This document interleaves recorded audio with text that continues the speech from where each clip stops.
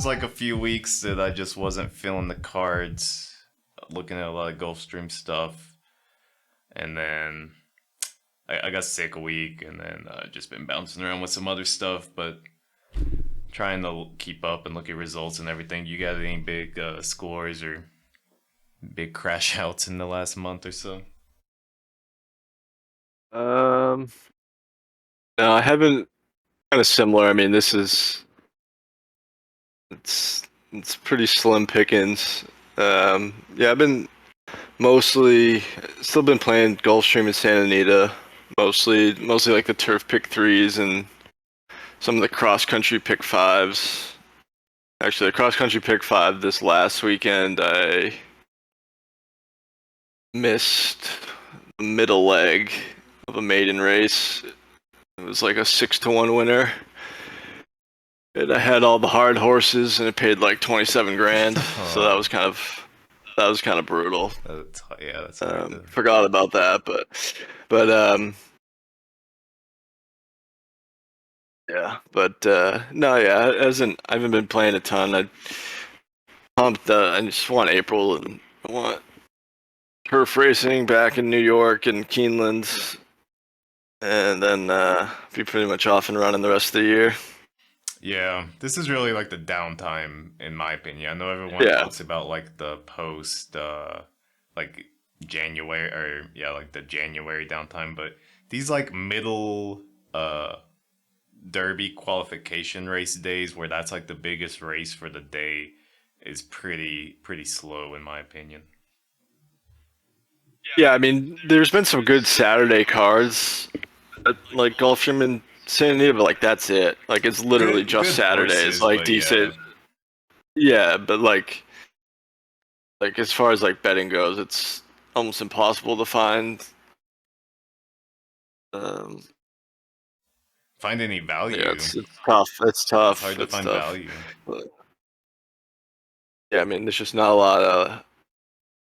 I mean, yeah, Turfway is still probably the best like product betting wise Which because is of just the crazy. field Yeah, sizes. that's Yeah, crazy too. but it's just I didn't have the bandwidth for for Turfway this winter. It's just It's its own product. I You really just didn't gotta fit. Yeah, follow it a lot. exactly. It just Takes too it much takes a time. ton of time if you want to be be good at it. Yeah. But Yeah, it reminded me again this year, just looking at all the cards. Why don't racetracks structure their racing card like boxing cards? I still hate when like the only good card on a weekend has a maiden claiming, or a maiden race is like the third leg, or like a cheap claiming race. Like if you just structure your cards like a boxing card, all your maiden racings are maiden claimings first, and then maiden, and then you just go up from there, claiming allowance, and then you end on your stakes races. To me, that just makes so much more sense and makes for a better viewing experience. yeah, I think they throw in some of those claiming races like at the end to try and like juice the pick five and pick six pools because they're like hard races. That's my theory. Yeah, I heard I that's get that. that, and I think it kind of makes sense because that's literally the only reason. But um, yeah, it's just tough. It's like I like mostly like my big bets are like doubles or exactas, and it's like some of these like even if you want to play into a good race, like the race before it is like I have no opinion, and it's like I can't play in a double. Like it's like or like I don't know, Yeah, but that would make it's just like I it's think I right. honestly yeah. Oh, sorry, but like yeah, like either that or like uh, shorten the weeks. Like Gulfstream doesn't need to run Wednesday, No, it doesn't. Thursday, Friday. All these tracks they should be. I mean, they don't.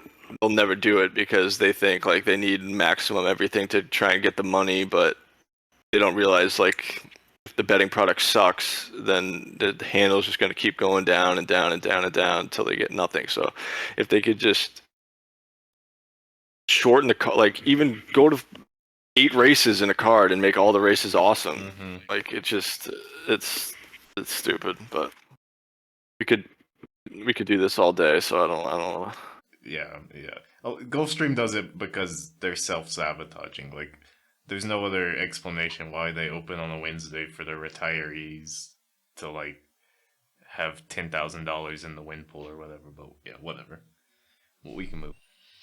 We're gonna look at the all stakes pick four. I also feel like it's even been a while since I could see a pick four that was all stakes. I kind of getting back into that time of the year, I guess.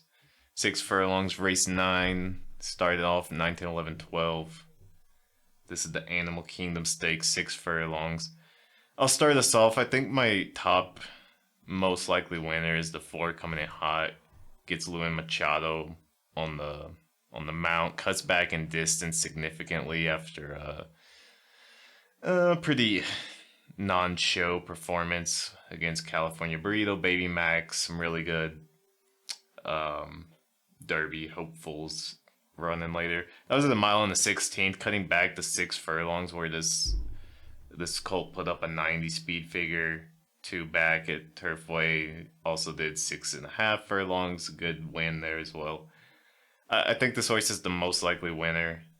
Um, I like horses that are going to get forward placed on the Turfway track. I looked at the number 6, Big Vance, a little bit as well. Um, Gerardo Corrales and Larry Ravelli. I love that team up, and I'll probably always bet on that. Also did a 6 furlong workout. That was a while back now, but you don't see that at Turfway a lot. Looked good at 6 furlongs. The second after Maiden now, front running horse that might compete for the pace.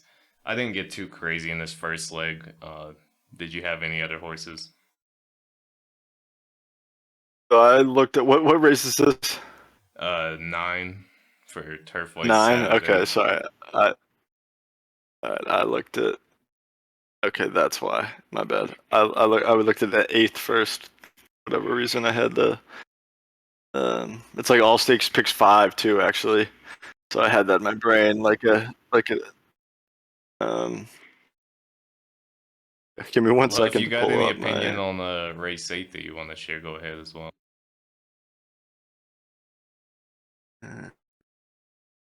Yeah, well, no, in the 8th I didn't really have that strong of an opinion, Yeah, but I I didn't think either. the 2 urban planner kind of looks like the one to beat in that race. I like that. I mean, he's 3 for 3 on synthetic, and he's won doing different things. Like he won the lead last time, but he's not a need the lead horse. He's won with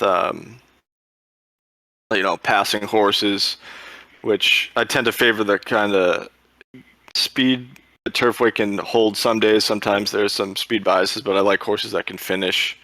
I think it kind of plays to those type of horses. So I think that one is the one to beat in that race, but that's not very creative or anything. It's the 5-2 favorite. So let me just pull up the 9th race. I definitely agreed um, with you. Where I think the 4 is definitely the one to beat, cutting back in distance. I will say there isn't a ton. There's a decent amount of speed in this race, and I think maybe the one wild card horse is the 8 Global Steve. It's got some good works coming in off a little bit of a break. Kind of something's probably went wrong. They're adding blinkers. But ran some good numbers in its first 2 starts, so showed that it had talent. But I don't know. I don't really have that big of an opinion in this race either. Yeah, I was interested a little bit in Global Steve. I like the swapping in the distance and then the cutting back. And I like horses that do well on the dirt um, compared to horses that do well on the turf coming into Turfway. I know that both of them are, it's kind of equal. Like, I know that they like, Yeah. typically you look at a turf horse and think it transitions to all weather well, but a Turfway, like, horses that do well on the dirt. And then this one, a mile on the 8th, and he slowed up quite a bit to finish, but then cutting back and then going to the all weather. off a really fast workout. Pretty interesting for 10-1. Yeah, that's a type of horse I like to play in like double and like pick fives, pick fours, because it's just like a wild card. Like exactly, cutting back, making big changes. You see the bullet work from the gate, so it looks like it's rounding back into form. So it's just a wild card horse. Like I would never play like key that horse in an exacta or anything like that because it could run last too, you know. But I think has talent and has potential to maybe pop. Yeah, I agree. We'll go to 10, race 10, mile on the 8th. Twin Spires Kentucky Cup Classic. You want to go first on this one? Yeah, yeah, I like this race. I think it's a pretty good betting race. A lot of different ways you can go. I do think there's some speed, which I like. Uh, should um, should set it up for somebody off the pace a little bit, I think. And let me see. I like the 8 or I like the 10 Utah Beach best in this race. Um, made 2 starts kind of in this form cycle. A 2-mile race at Gulfstream. Was a pretty game second, and then last time at Gulfstream going a mile and a half on the turf, had no real shot. Was way far back behind a slow pace. It was kind of a front runner flow race. So I think that race is better than it looked. I think now third off the layoff, it's facing some weaker competition than it's faced in a little while. It's 1 for 2 on synthetic with the second, so has won on this surface before, which I think is crucial. I like horses that have, I think above all, proven form at Turfway in particular, not just on synthetic. I don't think it's the same as Woodbine or Gulfstream. I don't think that form translates as much, but knowing this one has won at Turfway in the past, I like Utah Beach a lot at 8-1.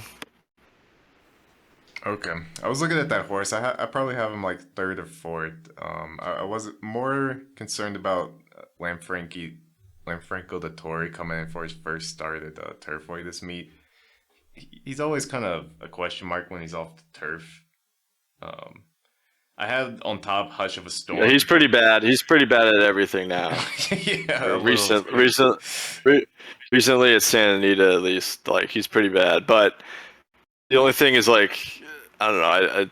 I don't. It doesn't concern me as much on a price. Like I wouldn't trust him if it was a short price. But I think this horse will be 10-1, and Turfway is weird too. It's like those big wide moves or like what would be a bad ride on turf or sometimes aren't on synthetic. So Yeah, the big cutback in distance can help making those big wide moves, and yeah, I think Frankie Dettori just doesn't like taking risks anymore. That happens a lot with the older jockeys.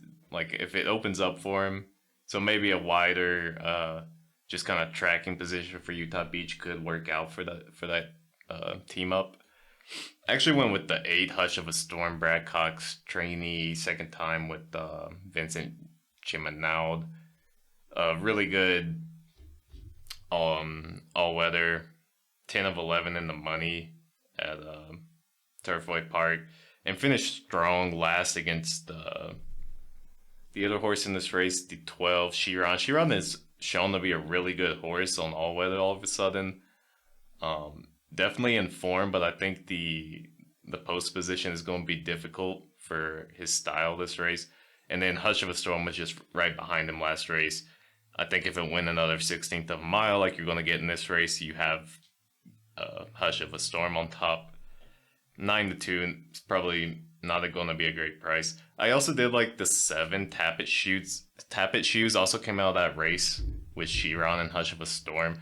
Was in traffic, kind of buried toward the rail most of the race, and then just found some running room and finished on really strong. Finish on with a slightly better late pace figure than Hush of a Storm. So just a secondary horse in that race that I look at it, and I think if they win an 1/8 of a mile, this horse probably wins it, and you're looking at a different pricing situation. A couple horses coming into this race from Turf, Encino coming back makes sense, but I'm gonna just have to see it, especially after so long off the not racing an all weather race. And then um, horses like Gamer, I really like, especially going a mile and eight this race. But it's a pretty big step up in class. He's been racing with Mercante and Chiron and Hush of a Storm. These horses have kind of been going back and forth at Turfway for the last month or two. And I just really liked what I've seen out of, especially those two, Hush of a Storm and Tappa Shoes. Yeah, I like the 7 was my second choice, and I like that one quite a bit. Yeah, just kind of everything you said. Had some traffic trouble, was finishing best in that race, and in 2 back ran a huge number. Yeah, the on the slightly longer surface, distance. yeah, so yeah, I think those are 2 prices that I like. Yeah, I think Encino is definitely the wild card horse. Where I mean, the pace should be decent, but he's really the only one that he can get the early lead all alone if he really wants, and who knows if speed's kind of playing well on the track, that then it'll be hard to not maybe use him, but we'll see. Hopefully I'll just use the 2 prices that I like. Yeah, hopefully I can find a way to leave him off at least on the pick 4. Depending on his price, he's definitely something you got to watch, and at least like the exactas trifectas, kind of a big wild card coming into this one. We'll go on to race 11, 1/16 mile. This is the Bourbonnet Oaks for fillies. I went with a couple horses in this race. On top, I got the 3 Admit, 9-2, probably second behind the White Rocks, the favorite. Raced last time out at a mile against White Rocks, against Something About Her, against a couple of these horses, and finished really strong, coming in behind a little bit of traffic. I thought looked really good. Gets a little extra distance here. I think he has a really good shot to beat the favorite White Rocks. I also liked probably just as much the 2 Something About It. Also was in that race, sat a lot further back, and then put on a better late show than either of those horses. I think White Rocks was going to get caught. You would expect him to get caught at a mile and 16th, I think, running back against these same horses. Something About It looked a little bit better late than at mid, so it could just be a question of how the trip breaks down for him. I like both of those, and then I'll let you go ahead, and maybe I'll mention one more.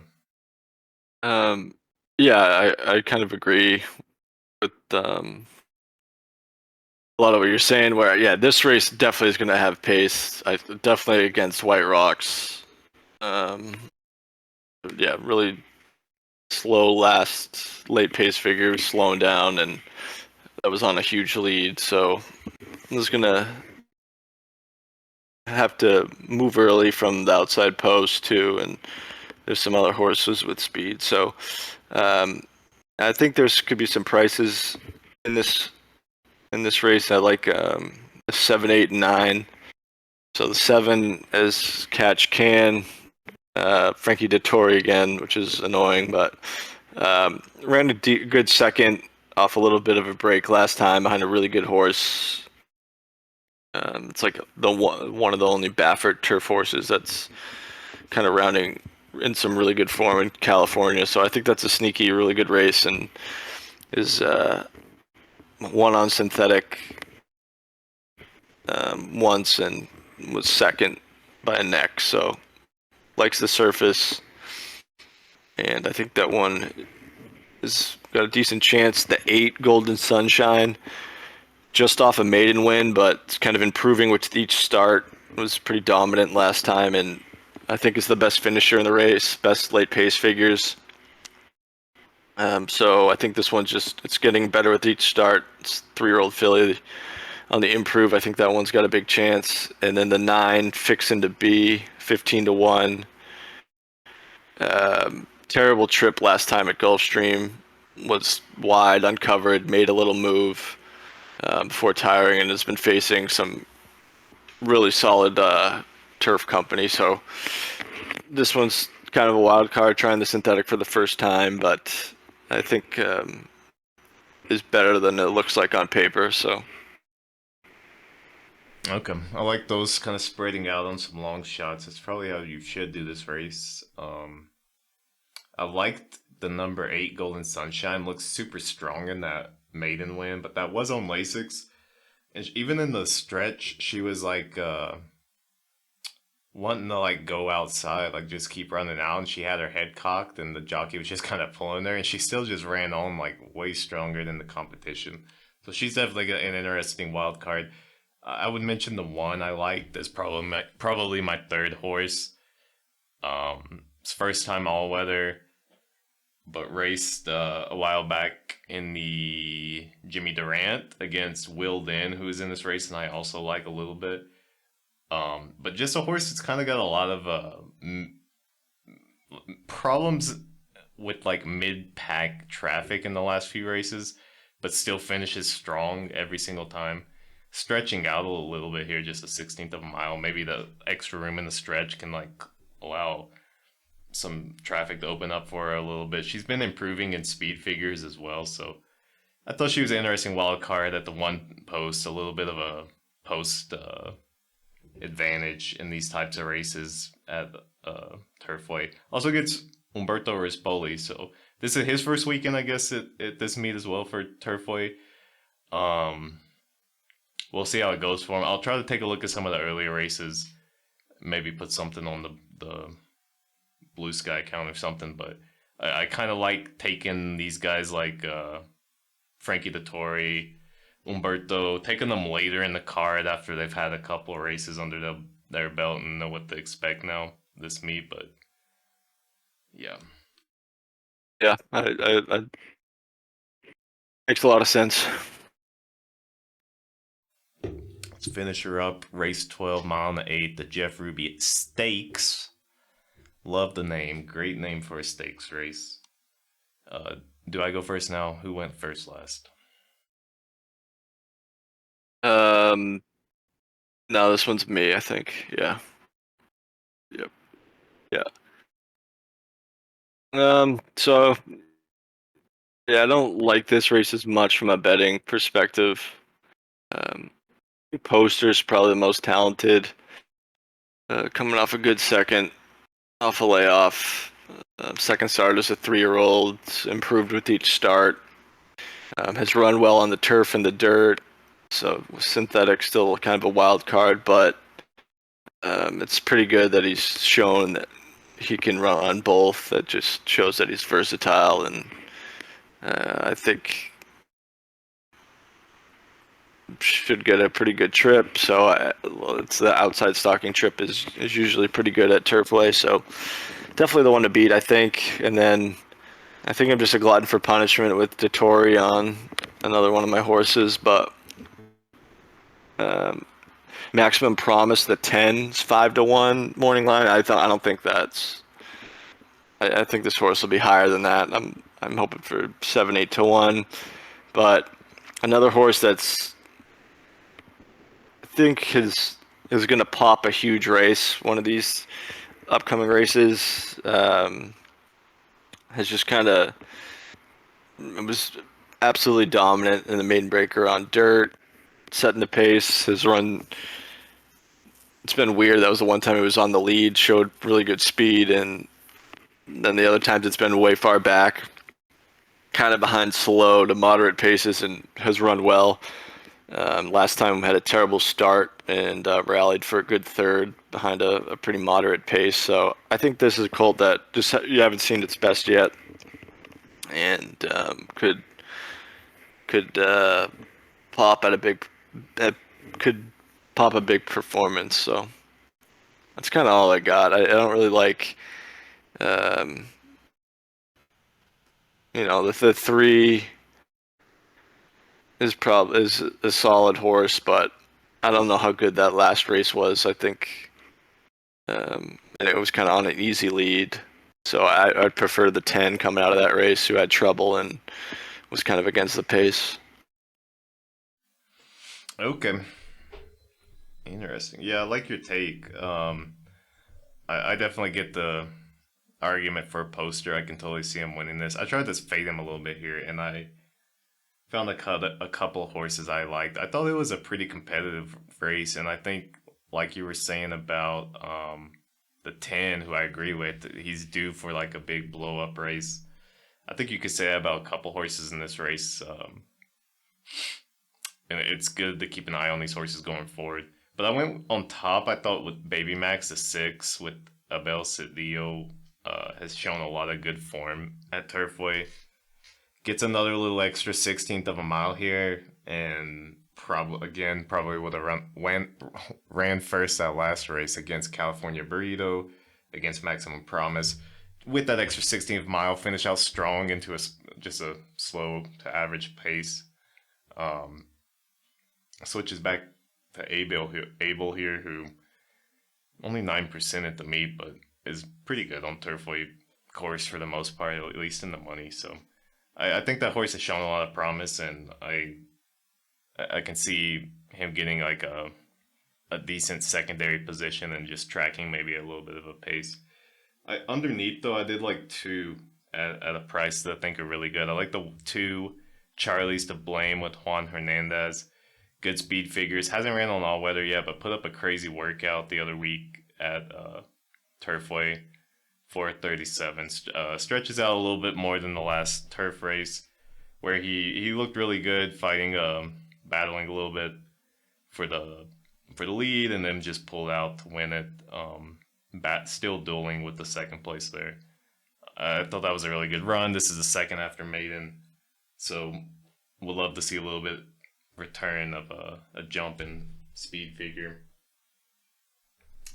And then I also like the 12. He's Not Joking.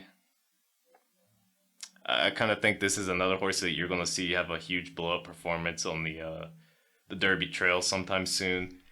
Gets Rafael Hernandez here, switches from John Velasquez, has some good early speed, 4-4 in the money all weather. It's a second off layoff again. This is a return to all weather where he looked really good in a couple races. Had his best speed figure at the 1 and 1/16th mile on that was on Woodbine. I don't know. Yeah, like you were talking about, I don't know if you can always translate the form, but I like that the horse has shown good performances on all weather, and then went to dirt where he didn't look great. Maybe he gets to come back to his element here. The Josie Carroll, small barn, small opportunities, but really high percentage winning, especially at the Turfway right now. So dirt to all weather, 36% on 22 tries. So that seems to be her thing a little bit. And I like the horse maybe pushing for the pace from the outside early. Maybe he gets that kind of pressing position against like a little bit of a pace. So those were I like those 2 lower ones. Or sorry, the 2 higher price one, Charlie's to Blame and He's Not Joking. It's kind of wild card situation where you got a lot of competitors in this race, and I'm just trying to find some good value underneath poster. Yeah, no, yeah, I don't. Yeah, I think I'll definitely have a ticket with the 12 on it. That one definitely caught my eye with that huge figure on the synthetic and returning to it for with the barn with those stats, all dirt to all weather. But yeah, it's that horse was pretty bad last time. So, but I mean, it was off a layoff on the dirt, really salty field. Like, it kind of had every right to, and it was 27-1. So it kind of just ran the way it was expected to. But yeah, no,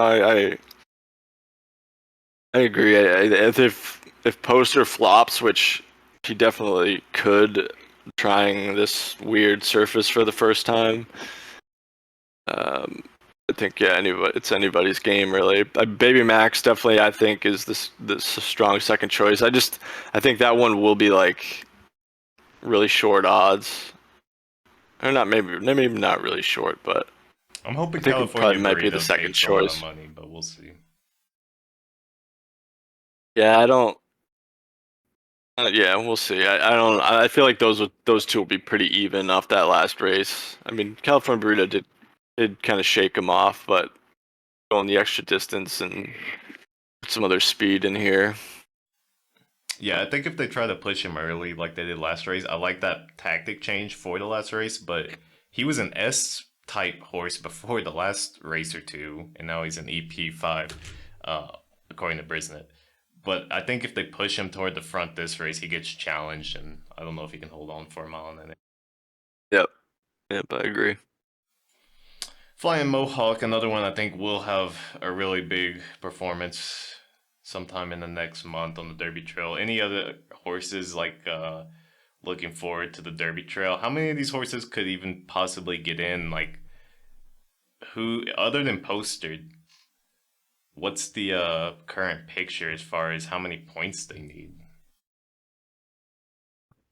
Good question. I'm not 100% on that, but I don't think any of these other horses have any points. So um, I think they need probably to win to have a chance, or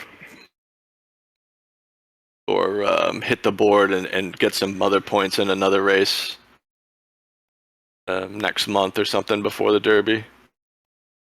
So they still got a shot, but yeah, I don't think anybody else. Do you think it's possible Poster scratches, considering they know there's no competition for the Derby in this race and it's a new surface? Yeah, potentially. I think they're probably the thought process is that this is going to be the weakest field, so they can just kind of scoop up the rest of their points. And I don't know, but yeah, then it's kind of a weirdly spaced race too. So it's like, are you going to train up to the Derby even if you win this race? Probably they do, but I don't know. Do you like anybody on the Derby Trail in general? Like at a price or anything like that? If you do you look at any of that stuff? A little bit. My favorite horse right now on the Derby Trail is Chunk of Gold. Probably just the Turfway bias that I've been watching these horses a lot, but I thought that was super impressive to come into that last race and what he placed in whatever that race was. But I thought he's looking like a really fun contender. Um,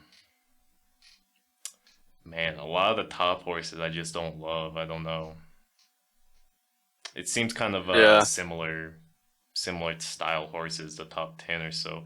Here, I'm looking at the points right now. So in 24th place with 20 points is California Burrito. He's actually the highest points holder in this race because Poster is 28th with 16 points. So Poster actually might have to run this race thinking about gaining points on California Burrito. yeah, yeah. Definitely needs to then. Yeah, I bet. Yeah, I bet Hill Road after that, the Tampa Bay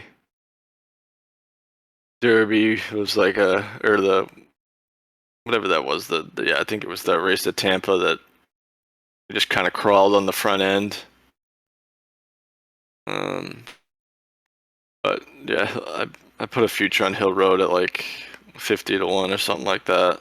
But that's kind of all I got. I just liked it. I thought his race in the Breeders' Cup behind like Citizen Bowl and stuff was a huge effort, and then like it was like first time routing on dirt in America, and ran a huge race against the pace, and then in this first prep race came back and was too far back against, it was kind of a merry-go-round race, and to Tampa tracks pretty quirky, but galloped out like massive.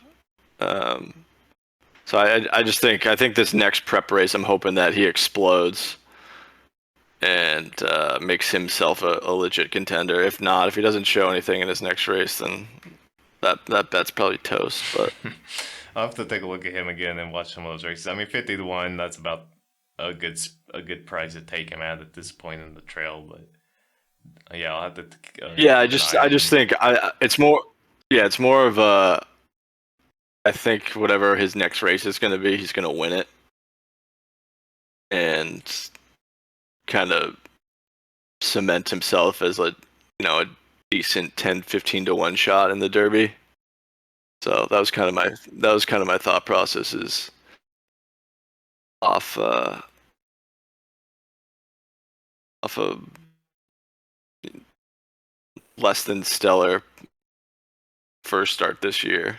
Try and bet him now. Okay, and I think hopefully I'll get closing odds when the Derby comes around.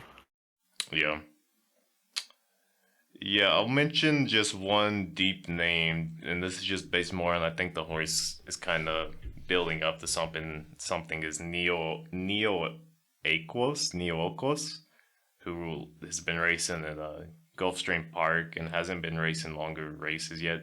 Has 15 points, so I see some potential in that horse.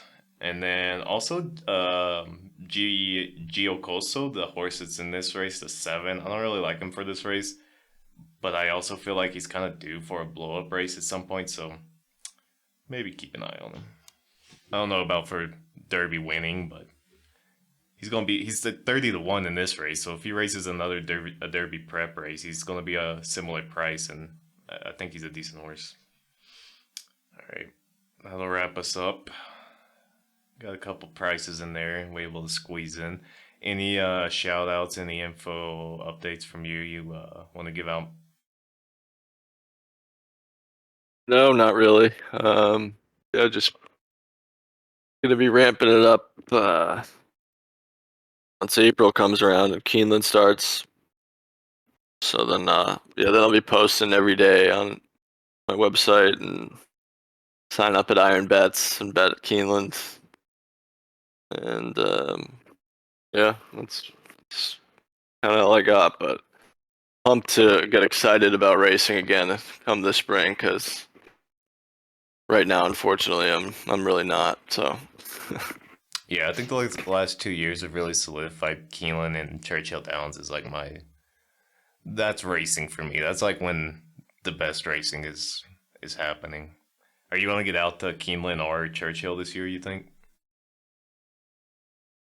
oh yeah, I'll be in Keeneland a bunch. Churchill, I'll definitely try to get to once or twice, but mostly I'll be at Keeneland. What's give me a little sneak peek for a Keeneland track review episode whenever I do that. What's the food situation at Keeneland? Is it any good? Yeah. I mean, Keeneland's a fancier crowd and food and stuff. So, but yeah, everything's good there. They do a good job with that stuff. Good to hear. I need to get out there sometime.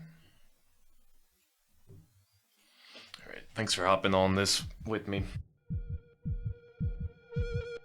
Yeah, no, it's good.